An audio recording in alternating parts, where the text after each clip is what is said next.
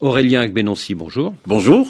Suite au refus du Niger de rouvrir sa frontière avec le Bénin, celui-ci décide de bloquer l'évacuation du pétrole nigérien. Quelle est votre réaction? J'ai été un peu surpris d'apprendre que le gouvernement du Bénin a pris une telle mesure. Je pensais qu'on était dans une démarche d'apaisement et de retour à la sérénité. Donc j'ai été très surpris. À l'origine de cette crise entre les deux pays, il y a le putsch au Niger le 26 juillet dernier et la décision du Bénin de s'associer aux autres pays de la CEDEAO qui ont alors sanctionné les putschistes de Niamey. Est-ce que c'était, d'après vous, la bonne décision? Je m'étais abstenu pendant un an de m'exprimer sur ces questions-là pour une sorte de silence. Je me suis imposé volontairement et je me suis dit qu'après un an, il était peut-être temps que je me fasse entendre pour contribuer à la recherche de solutions. Je pense que ce n'était pas la bonne décision parce que la CEDEAO qui a recommandé ces sanctions qui sont plutôt radicales, la CEDEAO elle-même est dans une crise identitaire. On parle d'une communauté économique des États de l'Afrique de l'Ouest, puis on s'est retrouvé dans une situation où la communauté économique est partie directement sur un terrain politique. Et lorsque vous imposez des sanctions politiques, alors que votre rôle est de rester d'abord dans la recherche de convergence économique pour pouvoir pousser la croissance et favoriser le développement dans cet espace communautaire, forcément on arrive à une situation difficile comme celle-là. Et donc la décision, elle était dure, elle est conforme à un protocole qui existe, le protocole sur la gouvernance de la CEDEAO. Et je pense que très sérieusement, on aurait dû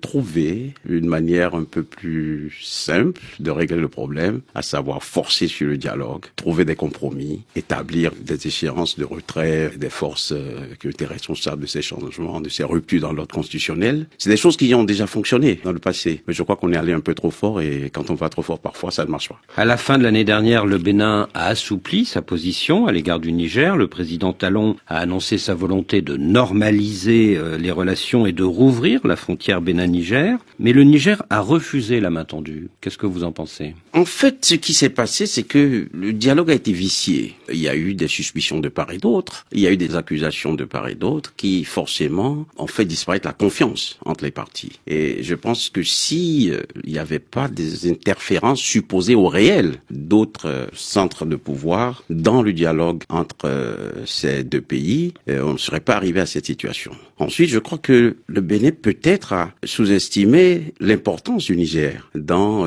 son économie. Et on a vu le résultat plus tard, la situation du port. Le port de Cotonou. Le port de Cotonou en a souffert. Et du coup, le Togo en a profité. Le Togo en a profité. J'ai écouté les autorités des deux pays et j'ai compris qu'en fait, le Togo n'avait pas préparé spécialement une manœuvre contre le Bénin. Le Bénin non plus n'avait pas prévu que les choses prendraient une telle proportion. Et je pense que une saine appréciation de la réalité et du rôle de chacun aurait pu amener à éviter cette situation. Pour justifier son refus de la normalisation, la junte au pouvoir au Niger a accusé le Bénin d'abriter secrètement une base militaire française dans le nord de votre territoire. Est-ce que c'est crédible? Il ne m'appartient pas de répondre à cela puisque je ne suis plus aux affaires depuis maintenant 12 mois. Mais je ne pense pas que cette lecture était exacte. Mais c'est aussi, vous savez, de la suspicion. Il y a beaucoup plus de suspicion dans ce genre de démarche et je crois que le dialogue direct, sans interférence, aurait pu vraiment aider à trouver des solutions concrètes. Donc, à votre connaissance, il n'y a pas de base militaire française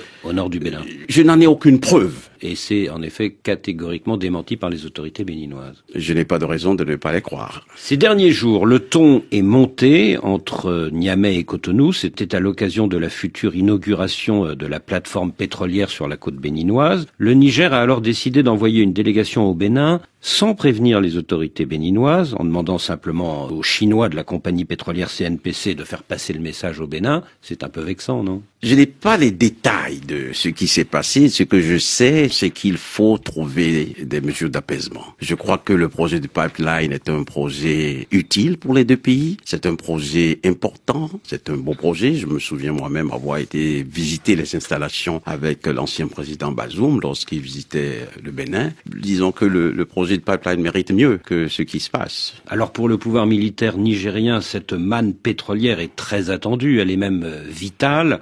si votre pays, le Bénin, bloque l'exportation de ce pétrole, est-ce que le régime militaire de Niamey va pouvoir tenir longtemps financièrement? Écoutez, moi j'ai pas qualité pour parler au nom du gouvernement du Bénin, mais je sais que c'est un projet qui est vital. Et il y a d'autres questions qui sont importantes dans cette escalade qui est entre le Bénin et le Niger. Vous savez par exemple que le secteur privé a beaucoup souffert de la fermeture. Personne ne parle par exemple d'un fonds de compensation pour aider les acteurs du secteur privé qui ont laissé des plumes dans cette crise. Personne ne parle de solutions d'accompagnement pour les civils qui ont eu diverses difficultés. Et donc la priorité, je crois, il faut remettre les intérêts supérieurs des deux pays au centre du jeu. Mon message, mon appel, je ne suis pas un donneur de leçons, c'est d'amener ceux qui sont en charge de la gestion publique dans ces deux pays à trouver le ton de la concertation. Vous savez, on dit souvent que toutes les guerres, toutes les batailles se terminent autour d'une table. Et le plus tôt que l'on s'assied autour d'une table, le mieux c'est pour les populations. La compagnie pétrolière chinoise CNPC a avancé le 12 avril dernier quelques 400 millions de dollars au pouvoir militaire nigérien, mais cette avance, elle va être très vite consommée par le Niger, et puis après, si le pétrole ne coule pas, eh bien il n'y aura plus d'argent pour le Niger. Est-ce qu'un jour ou l'autre, les deux parties ne vont pas devoir revenir à la table, peut-être sous médiation chinoise?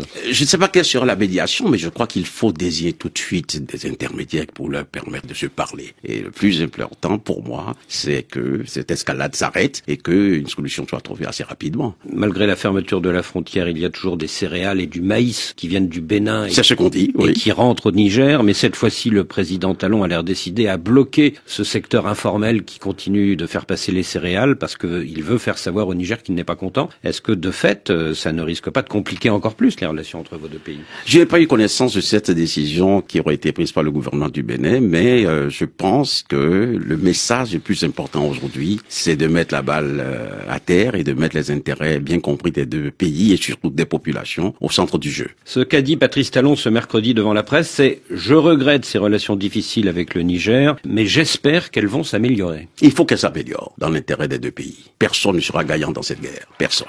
Aurélien Agbenonsi, vous avez été pendant 7 ans le ministre des Affaires étrangères du président Talon, et puis tout à coup l'année dernière, en dehors de tout remaniement gouvernemental, on a appris votre départ par un simple communiqué. Qu'est-ce qui s'est passé? J'ai servi le gouvernement de la République. Le moment était venu peut-être de passer à autre chose. Je suis passé à autre chose. Vous avez démissionné ou le président vous a demandé de partir? Je suis passé à autre chose.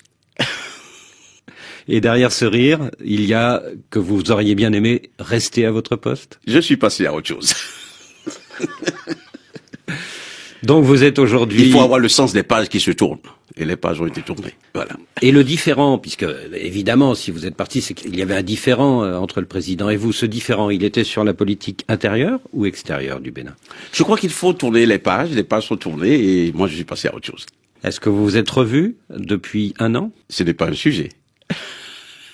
Et aujourd'hui? Ce n'est pas non plus un sujet. Aujourd'hui, vous êtes passé à autre chose, c'est-à-dire? Je suis passé à autre chose. Je travaille dans le conseil géostratégique auprès de certains gouvernements. J'interviens dans des centres de formation. Vous êtes je travaille le Forum de Grand Montana, dont je suis le conseiller Afrique. C'est ça. Alors, il faut dire en 2 mots de quoi il s'agit. Alors, le Forum de Grand Montana, c'est une société savante qui a abrite l'Académie diplomatique mondiale et qui fait du travail de conseil auprès de gouvernements, auprès de divers acteurs étatiques et non étatiques. Et je m'occupe des questions qui concernent l'Afrique dans ce dialogue-là. Et c'est à ce titre-là que vous souhaitez demain une réforme peut-être de la CEDEAO? Je crois, c'est important. Il y a une crise identitaire, il faut la réformer et puis en faire l'outil qu'il doit être. Ça va être un outil d'intégration. En gardant au sein de cette organisation les 3 pays qui veulent en partir? Ce serait souhaitable et je crois que les pays qui ont créé l'AES ont dit leur regret de partir. Et donc je crois qu'il faut à un moment donné, dans une famille, trouver les moyens de se remettre ensemble pour avancer. Aurélien Agbenonsi, merci. C'est moi qui vous remercie.